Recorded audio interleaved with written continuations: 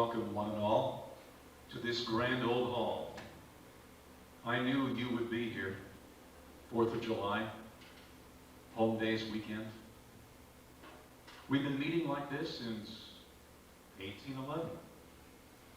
And yes, we are here too, in name and memory. So come forward, spirits.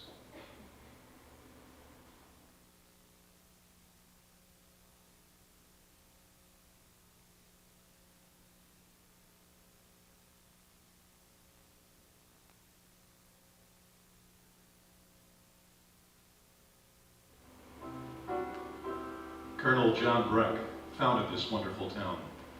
It's his namesake. And to think, he never saw it, never set foot on its soil.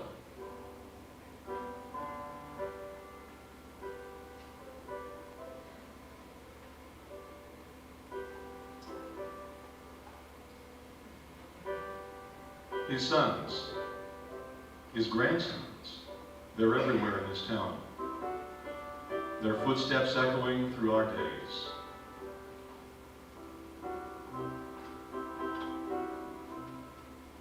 The first ones who came, Seth Payne and Ammon Walcott, the surveyors. They settled at Bangs Corner. You probably call it Boston and Broadview. You know, back then, that was Brooksville.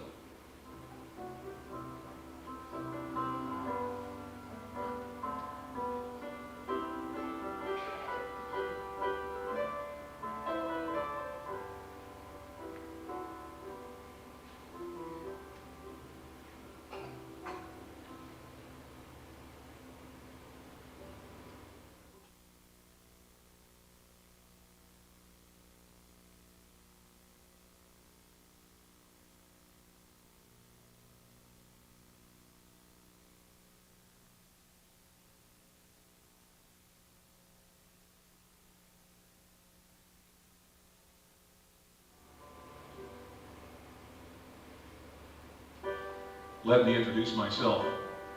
I am Captain William Augustus Knowlton, physician and orator. I doctored this town before and after the war. Began right over there in the stagehouse. We lived in Jenny's house after the war. Dear God bless her soul. Kind, gentle, and true. Those were the words I had carved in her stone. And my dear second wife, Fanning Snow, I moved to Cleveland so she could have her musical career. And Dr. Bourne bought my house and my practice. The memories flood back to those dark days of war.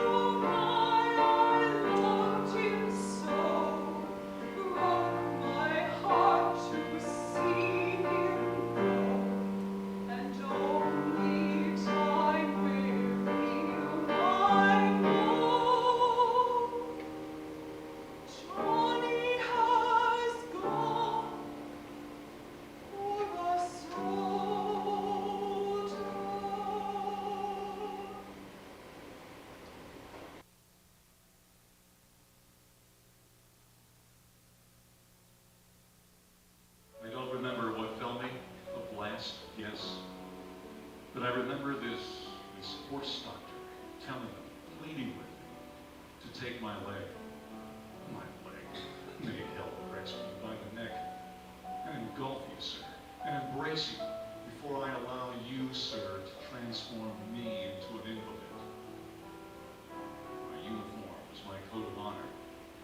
I wore it proudly, battered, and then once more, sitting in the town square where they dedicated this hall. It had had been 9 years since the war, since they killed our commander-in-chief. My God, how did this Union ever endure?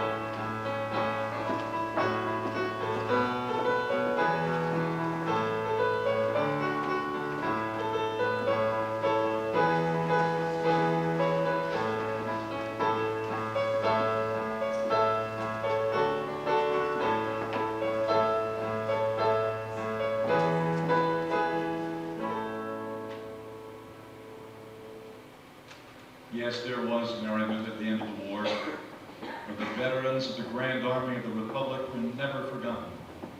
Yes, here within, they were honored 125 years ago. They stood taller that day than the highest points atop this wall.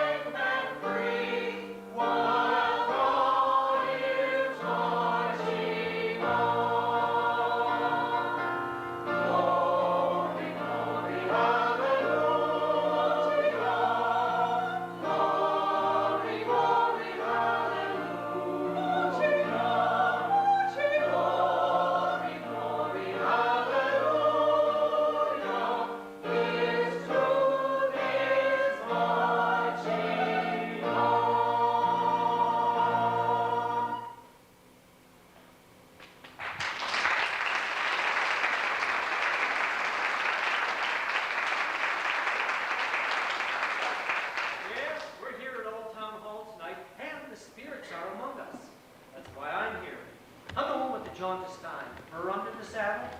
I'm the one who's going to keep things honest and to tell you the rest of the story. Young man, we'll have no rabble-rousing here today. Every town has its problems, but today is a celebration. Mr. Breck, you're no fun at all. Fun does not win the day, lad. It takes hard work, perseverance, and sacrifice to build the town. The newborn walked here, and others followed, believing in the motto of our great state. With God, all things are possible. I was a physician in my time, believed that we who were given so much were obliged to give to others. I lifted my voice in the Union cause. Deacon Oaks and others among us became the Northern Star for some 3,000 slaves making the arduous journey across the Underground Railroad. After the dark days of war, emerged into a golden age. The canals were coming, and with them, boom times.